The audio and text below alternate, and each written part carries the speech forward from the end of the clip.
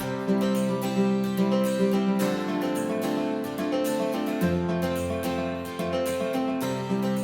right, welcome back to the Trauma Therapist Podcast. My name is Guy McPherson. My mission is to raise the awareness of trauma and to support and inspire new trauma therapists just starting out on the trauma-informed journey. I do that with my membership community, Trauma Therapist 2.0, my online courses and workshops, and the Trauma Therapist newsletter. If you're a therapist of any kind and you work with individuals who've been impacted by trauma, I invite you to head on over to my website at thetraumatherapistproject.com. That's thetraumatherapistproject.com. All right, let's get started.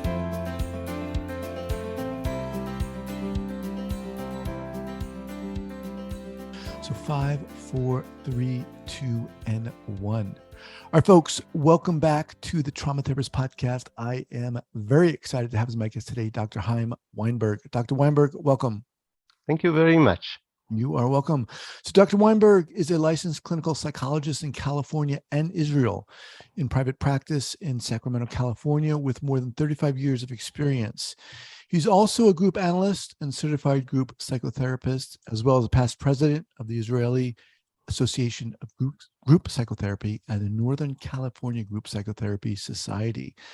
He published books on internet groups and about fairy tales and the social unconscious, and co-edited a book about the large group and a series of books about the social unconscious. Now, I interviewed someone who was in your group, and this person spoke so highly of you and what you did. And I said to myself, I love to have this gentleman on my podcast. So with that, welcome to the podcast. Thank you very much. I'm flattered and honored to be here. Awesome. So before we get going, Dr. Weinberg, share with the listeners where you're from originally and where you are currently. Okay. Originally, I'm from Israel. I grew up in Israel and lived there most of my life. I moved to the US around 17 years ago already, and landed immediately in Sacramento, California. That's where I live nowadays. Okay. Why did you move, if I can ask you that? For romantic reasons. I found my soulmate and the love of my life. Nice. All right. Who is also a psychologist and a group therapist. Oh, interesting. Okay. I'm sure there's more to that story, which we won't get into right now, but how did you get interested first off in psychology, and then let's talk about the specialization of group psychotherapy? Yeah, okay. So actually, I started as an electronic engineering.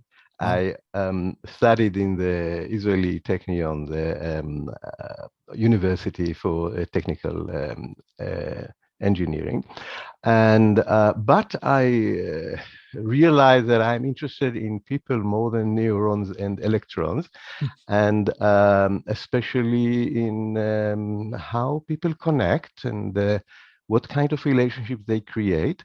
So I started studying psychology and found it wonderful. What about that? Why were you interested in more about people and how they connected? Why? How? Well, that's a very good question. I never thought about this question, so I have to think about it. It might be related to difficulties that I went through my adolescent period, and feeling that I have difficulties in being myself, in finding my identity, in connecting stronger with people. So I wanted to understand that, and this led to psychology. Mm-hmm. So how did things unfold for you? So how far did you go in terms of being interested in neurons and engineering and so forth? Did you go to university and so forth? Of course. I entered after finishing my degree in electronic engineering. I decided to go and study psychology, and I studied first for the master's degree. In Israel, the master's degree is enough to have a license in psychology because it's broader than the master's degree in the US. Mm-hmm. And then I studied for the doctorate as well, and became licensed here when I moved here. Okay. So walk us through how your interest in group psychotherapy blossomed. Yeah, well, I think that the first kick that I got was when I went to a very intensive workshop of kind of a long weekend in Israel, in which the best group therapists at that time in Israel gave workshops. And that was such a powerful experience for me. I still remember, I think it was maybe 35 or 40 years ago.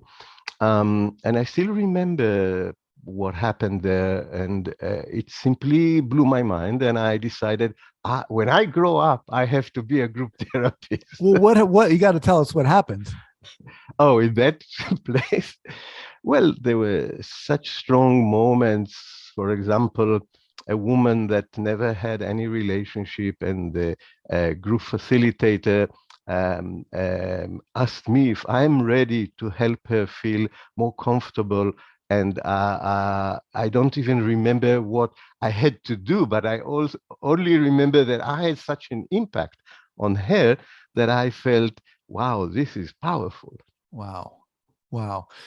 So you kind of put on the spot? In that, yeah, of course, in that workshop, some of the time, of course, right, not all. Right. Yeah. Yeah. I mean, in part, the reason why I wanted to have you on here, because I love the experience of being in a group and running a group, and a great facilitator really does something that is incredible. What did you see this person, or what did you experience that this facilitator was doing?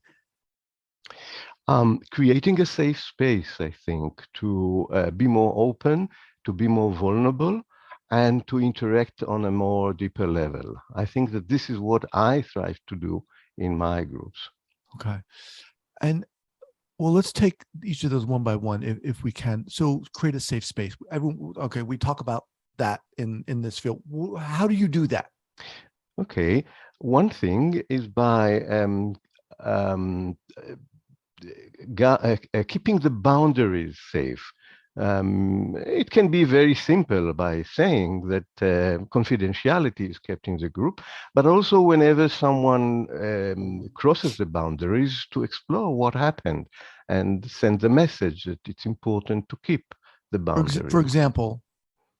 For example, if a group, one of the recommendations in my group is not to have social relationship between group members outside the group. So let's say that someone said, oh, I met with so-and-so, a member of the group. I would say, well, let's see what is the impact and what the motivation, and let's explore that. And usually group members say, I feel jealous. I feel as if I'm excluded. I feel so. It creates a safe place. But it's more than the boundaries. For example, if the dynamics of a scapegoat develops in the group, I intervene in order that it will not go further, not damage both the person who is scapegoated and the other group members. And nowadays, when racial issues occur in the group and microaggressions occur, I intervene in order to point it out and help BIPOC people to feel safe in the group, that it's okay to talk about these issues. How might you do that?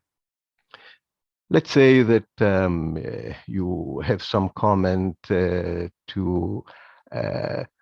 here, I have a group when I have a woman who is biracial, and her skin looks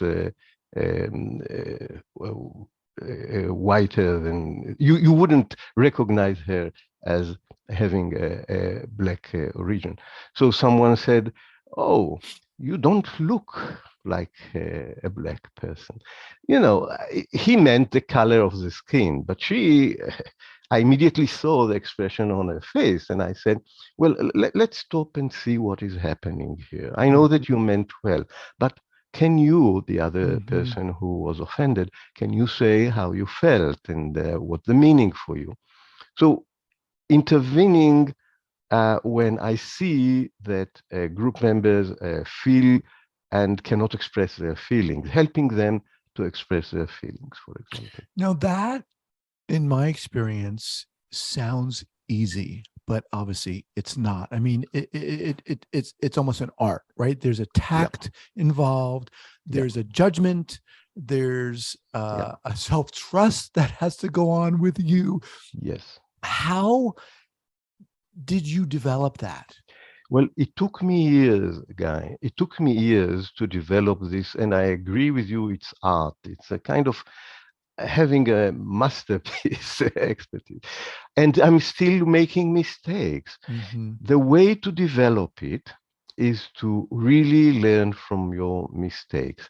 And even though I have the expertise and the experience of, I think, 35 years in group therapy, I'm still learning and I'm still making mistakes. Sometimes I kick myself and ask, what is happening? How come you made this mistake? It's a mistake of a beginner. But the important thing is to learn from it. And give us an example of a I want to, if you could, give us an example of a recent mistake you've made. And I'd love to hear an earlier one too.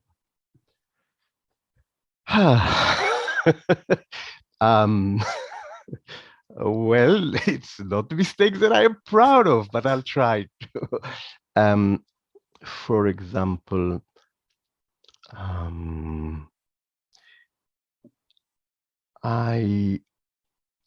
one of my group members is a very active social justice person. And she always fight for, human rights and all of that. Now, even though that's my approach as well, but in the group, when she is doing that in such a general, not in the here and now thing, not between you and I, but as an ideology and philosophy, it triggered me. So I started arguing with her about the way she's doing that. In the group. In the group, yeah. Right. I was drawn to a kind of an interaction that is not very professional, not in my role, just because she pushed my buttons. And I know now what my buttons are, okay? The important thing, and it was very difficult, fortunately, she was a resilient person. I mean, some people would have left the group because it's clear when the group therapist starts to argue, this is not the place for you. But we were able to work it through and to really mend the rupture. And I think that now we are maybe a year and a half after that. And I think that the situation even became better in the group because people saw that even such conflicts and such mistakes can be repaired. Right, right. Now, I appreciate you sharing that. And can you share kind of an early clinical error, kind of when you were just starting out, kind of like, a rookie error in a sense? Yeah, that's a good question. I think that my recent ones are so fresh in my mind and I'm processing them so much again and again that I'm not sure that I will remember. But I think it's more about not keeping the boundaries of the group well. So, for example, here's an example. In the early days, I had a couple in the group, two members in the group started dating outside the group. And I wasn't aware enough how it affects the group when it was revealed, and I didn't explore it enough. And I think that it was damaging for the group members. They felt excluded, and this couple couldn't work on their relationship really in the group. Nowadays, if I know about that, I immediately start a conversation and a discussion and asking both them and the group members, and maybe even at some point wonder if it's still possible for them to be both of them in the group. So we're talking about group psychotherapy here. What kind of group do you run? Okay. First of all, I run what we call a process-oriented group. It's not a psychoeducational, it's not action-directed, it's unstructured, mixed gender, mixed diagnosis, long-term group. However, most of my groups nowadays are especially for therapists. These are online training process groups for therapists from all over the US and even from all over the world. This is my main work today. So it's an online? Yes. Wow. Yes. Interesting. Now, I would imagine that obviously there are some challenges that come with that. Of course, many. But challenges are, from my point of view, wonderful things to work through and to learn how to overcome them. Do you run in-person groups? Yes, I also run in-person group. In the pandemic time, of course, they moved to online as well. In the last 2 months, I started back to see them in person, but these are patients groups, not therapist groups. Now, why, for our listeners here, why would someone want to join a group period, as opposed to, or would they do it in addition to individual psychotherapy? Okay, so some people start with individual therapy, and at some point after they had a lot of individual therapy, they feel that they want something else, and many of them understand that the group can help them more. Some people do it as a combined therapy, both individual and group at the same time. There are a few people that start with group therapy. Most of the people start with individual. Why would they join a group? Because a group feels more alive. It's very difficult in the group to intellectualize. In individual therapy, sometimes you know already, you talk about, you understand, but it stays in your head. And in the group, it's very difficult to stay in your head. The interactions are so powerful. You are in a relationship all the time, and you work on that. So, yeah. Yeah, I appreciate that. One of the things that really struck me and inspired me about being in different groups was the immediacy of it. Yes. The being called upon. Guy, yes.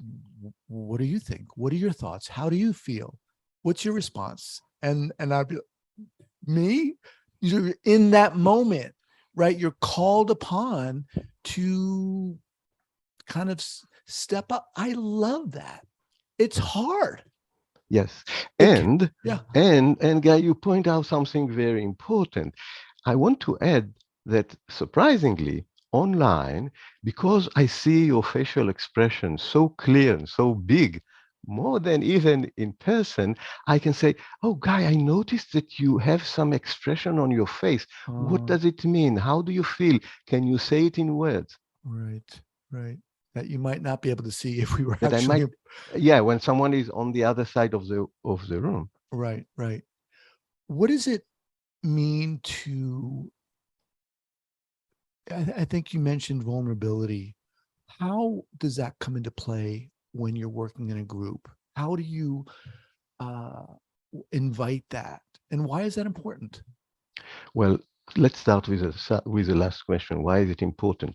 If you want to be in intimate relationship, you have to allow yourself to be vulnerable. What is intimacy? The popular saying is, into me you see, intimacy. Yeah. So you allow the other person to see inside of you. So you become vulnerable. Okay. Now, in a group, actually, because it's all about the here and now, the interaction, what happens to you with other group members, with the leader, it is about how you allow and how you don't allow for more intimacy, for more connection, for more closeness. And immediately you have to touch the question of vulnerability. Mm-hmm. Okay.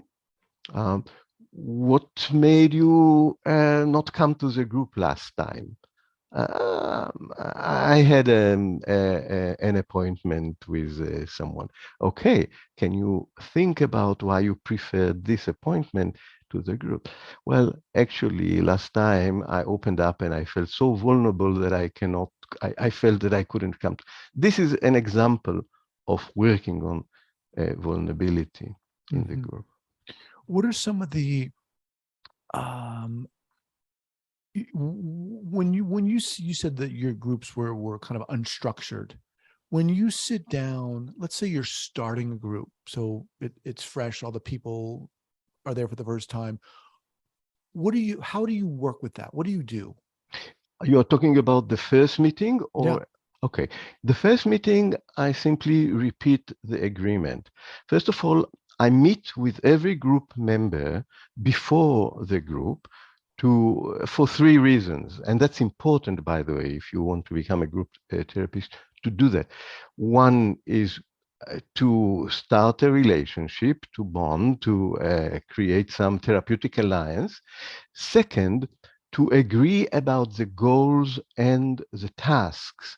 And that's important as well, because therapeutic alliance, including agreeing about the goals and the tasks. Mm-hmm. And the third element is preparing for the group. And by the way, if we're talking about online group, it's also preparing for the online component. Mm-hmm. So how do you prepare to the group? First of all, you start with the agreement, confidentiality, commitment, and all of that. So in the first group, I usually cite the main important rules, like confidentiality, commitment, and so forth. And what I usually say is, I invite you to share your thoughts and feelings. And online, I also say your body sensations, since we don't sense the body of the other. So I invite you to share your thoughts and feelings and body sensations and be present as much as you can. I sometimes say the golden rule of the group is put into words and not into actions what you think and feel. Put into words, not into actions. Yeah, not into action, meaning if you are anxious, don't run away, don't miss a session, something like that.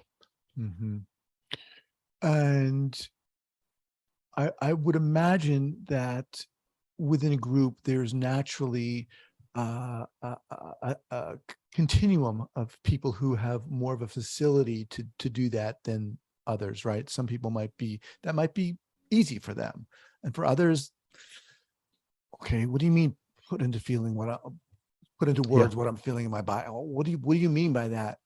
Yeah. For you as a facilitator, okay, so you've done that. You've met with everyone. You're in the first meeting. What do you do? What do you say? How do you start? So as I said, in the first meeting, what I say is that we start our group. Please bring your thoughts and feelings and body sensations into the group and focus on the here and now.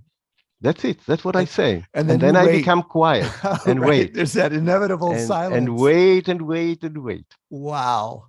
Okay. Now, when you first started, how hard was it for you just to do that? Oh, I see that you know the profession. Yes. One of the things is for me and for group therapists to tolerate the silence and not to become anxious that it's not working, and who knows, the group might fragment. Yeah. Dr. Weinberg, why do you think, I mean, you've been doing this for a while. I got a couple of questions here. What keeps you going in this specialization? And also, what do you think? What do you know it is about you that allows you to be really effective at this? Okay, what makes me continue that is that it keeps me alive. I love group sessions. Sometimes I hate them, but most of the time, even if I hate them, I love them. I mean, they are so real. People really connect. I There are so many moments of meetings, we can call them, moments of meetings where people really express how they feel, really feel that they do something for themselves and for their relationship. Mm-hmm. Um, so I simply feel that many times it's so powerful that I want to do it more and more. Why is it powerful? I think that that's one of the things that I want to increase in my life. And by the way, I think that I do that a lot also because of this expertise and because I see how people are ready to take risks and to do that.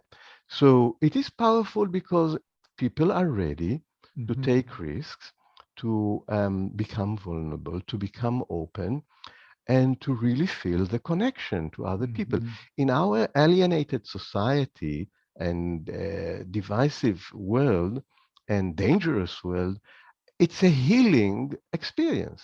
Right. Yeah. It's so true.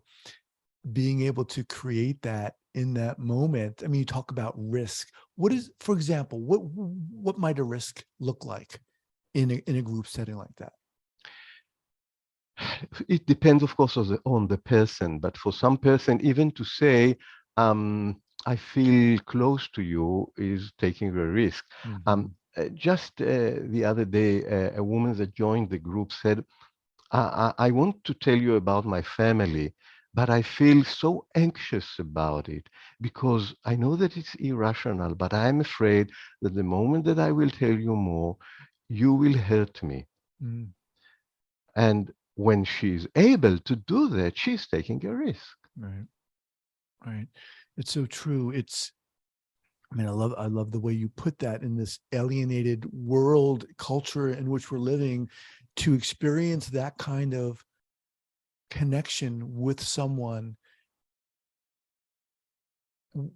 When that happens, we almost take a step back. We're like, wow, this is what it's about. You feel it, right? Yeah. Because each person is, like you said, allowing that other person to kind of see into themselves. And it could be for a brief moment. Yes. Yes. Yes. But it can have a tremendous impact on your life because now you know, first of all, that it is possible to have this kind of connections. And second, that you are able to do that. Right. Okay, so it's only a question of time and effort how to transfer it to life, actually. Now, as a the facilitator, once you get to know these people in the group, once you become more familiar with them, are you thinking in a sense about the interaction someone might have? For example, this person and this person's interacting. Are you doing any kind of facilitation in the sense of, oh, I think, this person over here, um, did X last week, and maybe they could do Y? And are you doing any kind of that balancing act? Do you understand what I'm saying? I hope that I understand what you're saying. So let me try and respond and tell me if I really answer you. First of all, I need to keep in mind many layers. It's very complicated, I would say. I need to keep in mind the individuals in the group. I remember things that happened to them and see if there is something that I can connect to things that happened already Mm-hmm. last time or before. I need to think about the individual dynamics. So, for example, if I see someone who responds to another, I need to think how do I understand it in terms of how I know this person, okay, and maybe help them see something that they have a blind spot about, okay. Then I need to be aware of the interaction. Are these people expressing hostility towards one another? Is there a conflict that is not discussed between these two people? So I need to keep in mind this layer. And then I need to keep in mind the group as a whole, meaning there is something in the dynamic that happens that is beyond one person or two people. It happens in the group as a whole. And I need to intervene and to address all these layers. So it's very complicated, I would say. Right. Yeah, clearly. Yeah, and you did answer my question. Okay. I'm also interested, to what degree are you steering the Okay. one? Are you steering not just steering the whole experience, but are you steering an individual's experience? All right. So first, regarding steering, I'm I'm um, I'm perceived by many um, members of my group and colleagues as a provocative uh, group facilitator, meaning I can stir the pot from time to time by saying something very provocative. I'll give you a nice example, which is my cynical way when I'm frustrated. So I had a group which was a very nice group. I'm in California, and I'm talking about a group of patients from California. California is a very nice place. People are very polite, very nice towards one another. And the group for months was being nice and polite for to one another. And I thought that they block real, authentic expression. So at one point, I told them, "You're such a nice, nice, nice, nice group. I wonder what will happen when you will really allow yourself to be different. It seems as if you hide a lot inside of you." So that's a kind of a provocation. Now, regarding the individual, I can, yeah, I might sometimes stir the pot and be quite provocative. I'll give you another example, which which which in retrospect was a little bit too much. So one group member is very detached, really. So much difficulty to talk about how he feels. He always intellectualize. He always talk about the other, not about himself. Now, one of the things that he came to the group for was about his fear of death. He is about 70 years old, and he thinks about death. And at some point, I told him, when he said something about his fear on the one hand and tried to relate to someone but did not really relate, I told him, let's call him John.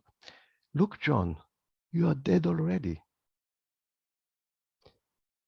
I mean, inside of you, there is something dead. You don't allow yourself to connect emotionally. This is like being in a grave." Now, this is a very strong, provocative intervention. So yes, I can do that. Wow. Well, look, I could talk to you forever.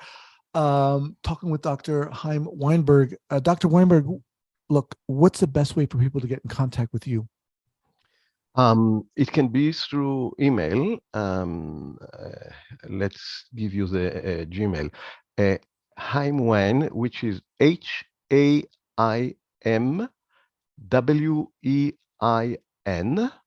N like Nancy. Okay, it's the combination of my first name and as part of my family name without a space, at gmail.com. haimwein@gmail.com. I'll have that listed as a show notes page at the traumatherapistpodcast.com.